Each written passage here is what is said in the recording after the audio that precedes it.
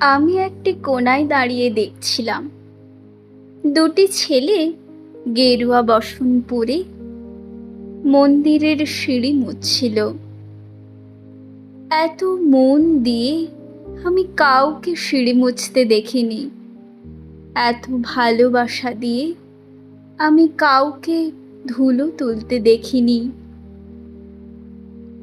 সিঁড়ি নয়, যেন জননীর ত্বক থেকে ধুলো তুলছিল। এভাবে কেউ সিঁড়ি থেকে ধুলো মুছতে পারে এ আমি কোথাও দেখিনি।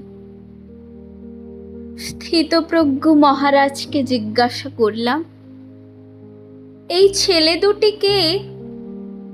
মহারাজ মৃদু হেসে বললেন, একজন নিউক্লিয়ার ফিজিসিস্ট, একজন IBM এর 6 লাখ টাকার চাকরি ছেড়ে এখানে এসেছে। সিঁড়ি ধুতে এসেছে। যে সিঁড়ি দিয়ে মানুষ উপরে ওঠে তা যেন পরিষ্কার হয়। মহারাজ চলে গেছেন।